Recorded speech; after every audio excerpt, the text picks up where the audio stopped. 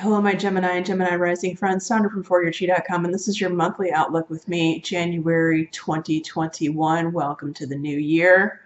We're about to see how January and this new year is going to treat you. I've decided to make all the 12 videos free again here on YouTube because we are neck deep in eclipse energies, and it's going to help you guys navigate through these trying times, to say the least. Please share this video with any Gemini or Gemini rising friend that you know, as it will help them to navigate through what we're all going through, but particularly the Geminis in what I'm seeing here in these cards. Also, if you haven't subscribed and hit the notification bell, please do so. The subscription automatically enters you into a drawing where I draw a lucky winner to win a free YouTube, a free email reading with me once a month, and those are with the cards of truth, which are very interesting. And you'll want to hit the notification bell because I announce the winner in one of my weekly videos. So you're going to want to watch all of those as soon as I post them, because you have 7 days to claim your prize. That being said, I'm seeing a lot of polarization in these cards, more so than I've ever seen in any reading. Is that because Gemini is the twin and you've got actually two personas or two pieces or parts of your personality? Perhaps. I guess we'll see in the months ahead what comes up for you guys in these cards, and is this going to happen again? It's very interesting, though, to get so many contrasting messages. It's like almost every house here is a contrasting message. When I look at the tarot cards versus the Wisdom of the Avalon Oracle deck. But let's get into it. Right off the bat, first week of January, January 1, or even as you read this, this is the panic phobia card. This is definitely not good. You have been triggered here. Now, a lot of times this is fear that's unfounded. So make sure you have all of the facts before you start this panic. You know, oh my God, I need to do something about this, or oh no, this is happening all over again. For many of you, this could be self-inflicted, because as I'm seeing in this oracle message, the novice, you know, this is comparable to the Fool card in traditional tarot. The message on this card says, innocent beginner ignorance, new skill without practice, or unstable curiosity. So let me just say this. If you are watching this video, if you are dabbling in anything that you are not sure what you're doing and it could go awry or off course very quickly, it would be advisable to scale it back for now, until you get a real grip on what you're doing here. Because this curiosity could actually cause you more harm than good, and this is definitely a warning for sure. Okay, going back to more polarization here, heartache and loss. I do not like this in the second house. Second house rules finances, and it rules your stuff. This is a disappointment. You could be grieving over some lost money, a lost item, a prized item that you owned that has been lost, or you let somebody borrow it and they lost it, or you're not getting it back. It's definitely not a great message to get in your second house. I wish I could deliver you better messages. You know, and this could be an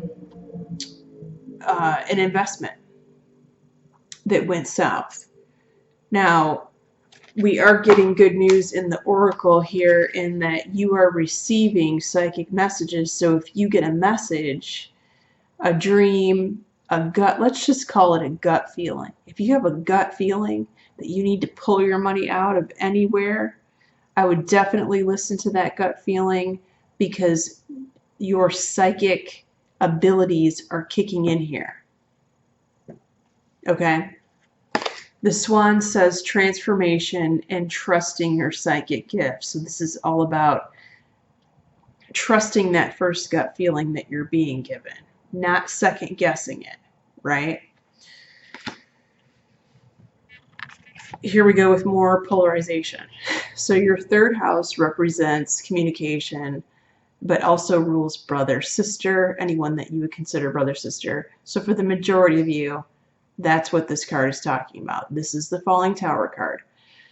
And just as I'm reading this, I'm seeing a little gecko that is going down the screen of the window, which is interesting. So if you're into geckos, this message is for you. So, Falling Tower, third house. You could have a brother or sister that feels like the foundation, the rug, is being ripped up from under them.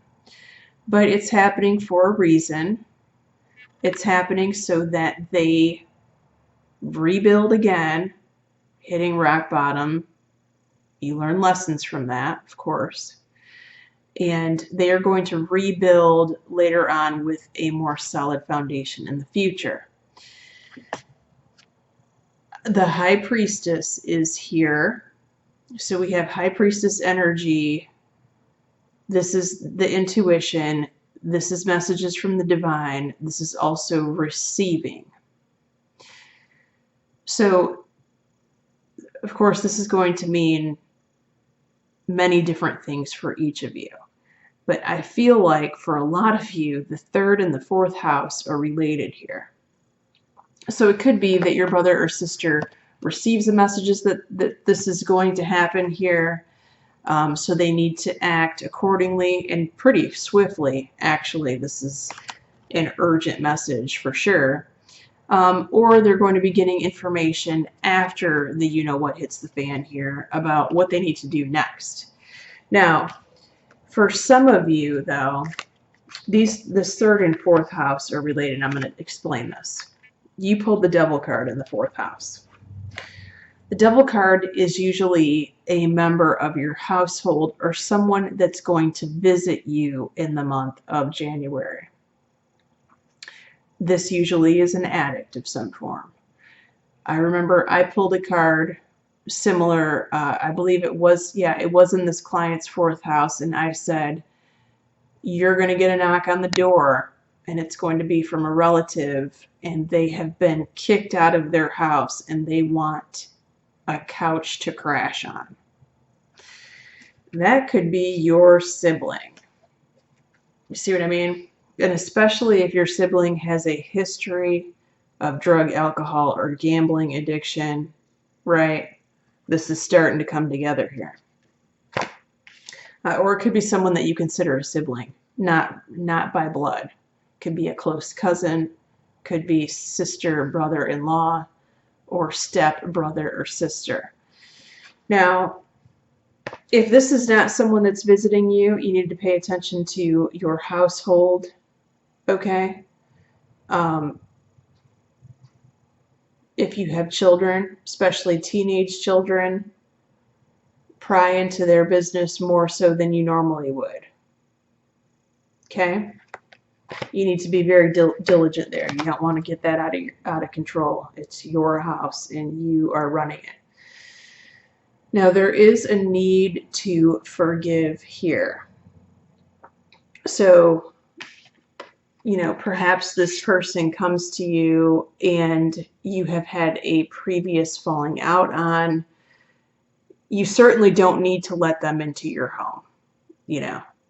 In fact, I wouldn't if I were you. It would be advisable because you don't want this kind of energy hanging around your house. But it's up to you. I'm not here to tell you what to do. So either you need to forgive this person and send them on their way, or you forgive this person and you give them another chance. Or for those of you who want to let this in your life, you may need to forgive them after the fact. So we've got all types of different scenarios happening here, possibilities. The fifth house, prosperity begins. So this is your social circle. This is also your dating life for those of you single Geminis out there. And this could also be a child, although children usually show up in the 11th house. This card is talking about a small business idea. Either you have this idea one of your friends has this idea, or maybe one of your friends has this idea and calls you and says, hey, you know, I need your help with this project that I have a small business idea project in mind, and I'd like to bring you in.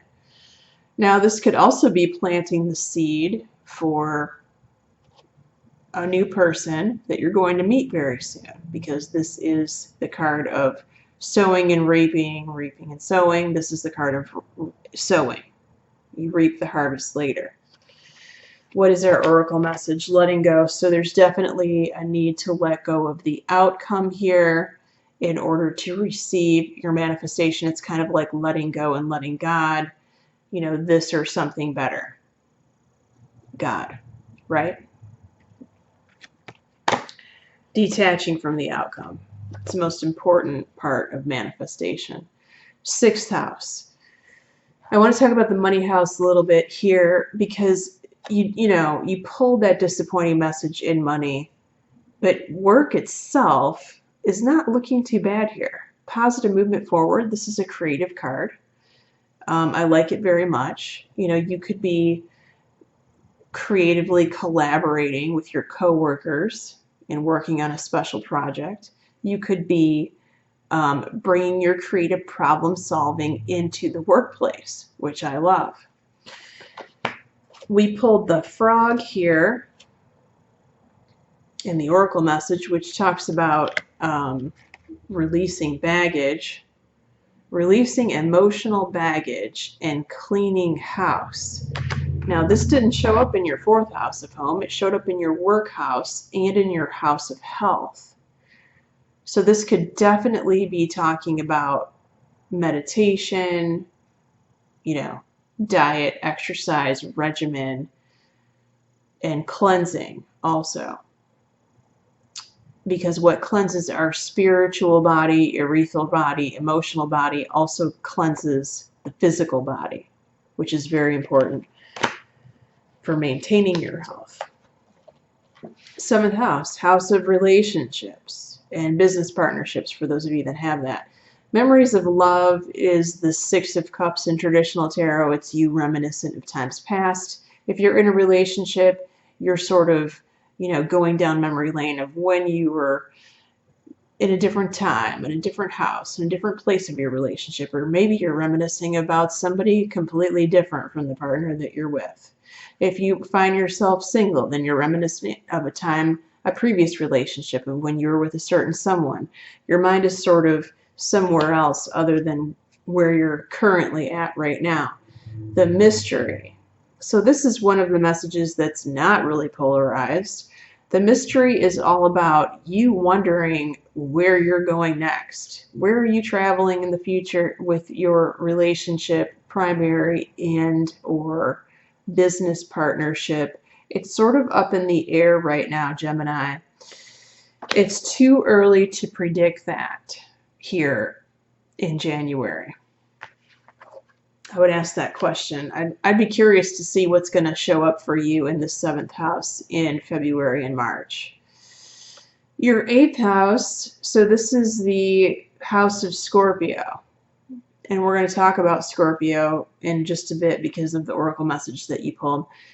But this house rules intimacy, taxes, contracts, legal matters, and the source of your significant other's income. This is the 4 of Swords in traditional tarot. It's time for meditation. It's a time out period for studying, for reflecting. There's not a lot of movement here in this house. Now, it could be you're retreating. You pulled the Wasp here, which indicates anger, some sort of argument, jealousy, or bitterness.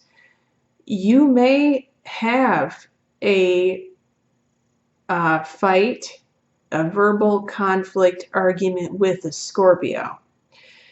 Let me back up here to the 7th house just a bit. I pulled 3 tarot cards when I asked about who is around you relationship-wise. These are all cup cards. And not just any cup cards. 4, 5, and 6 of cups. What does that mean? Scorpio, Cancer, Pisces is around you in relationship right now, and that's why I'm saying Scorpio. You pulled the wasp. The Scorpio has the stinger, right? You could have been stung by the Scorpio, and therefore you are retreating. This is the house that rules intimacy. You catch my drift here?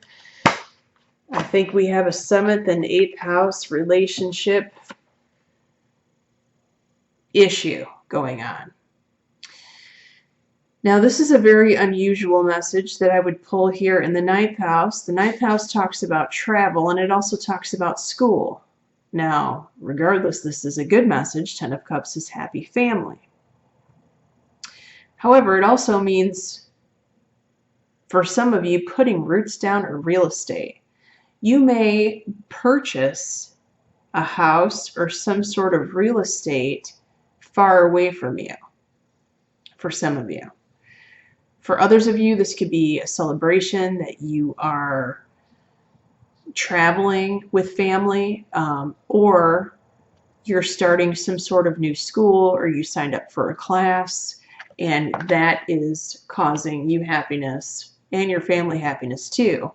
However, we have the dragon here, and the dragon talks about power, but the dragon, I'm getting like the phoenix rising from the ash type of message from this card.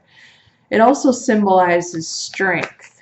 So if you feel like, if this is a land purchase or a real estate purchase that is far away from you, just know that you have the stamina to do this, to move, or, you know, to purchase this second home, whatever this is here. And I'm seeing the gecko again. This is such an interesting reading, you guys. Where are we? 10th house.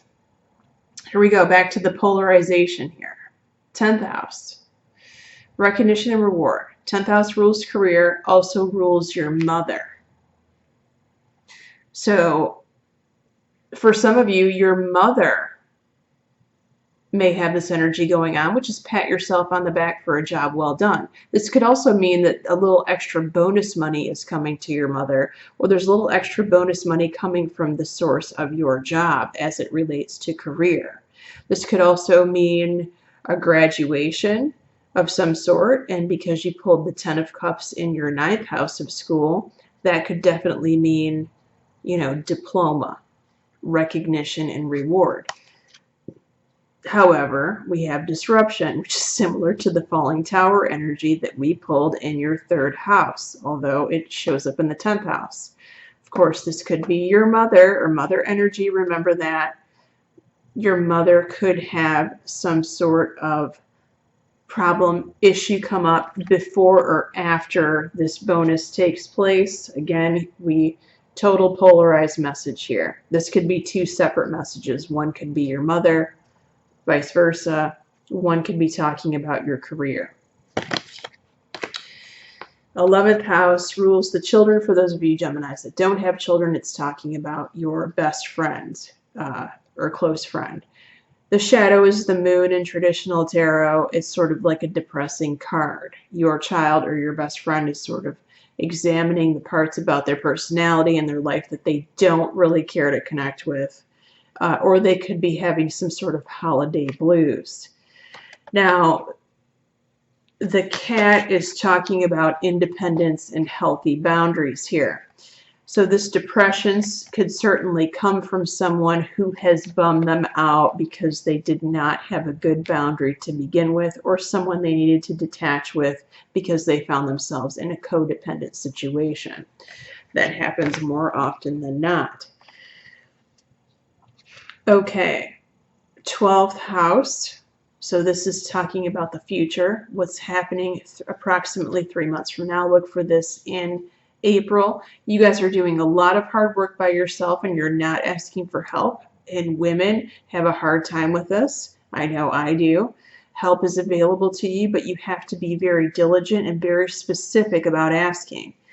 You know, lay out exactly what you need to be done and in a certain timeline so you're not disappointed. regardless of anything else, you are protected. I love this message for April. Protection is available to you at all times. Make sure you're calling on it twice a day. So that's it for your January reading. Make sure you guys check out your career readings for 2021 that I've done. And I've also done Vimeo links. I'm going to try to have them at the end of this video in the corners or on the sides for you guys just to click on so you can check them out. Your love reading and money reading on Vimeo. Many blessings to you, Gemini and Gemini rising friends, 2021 and always.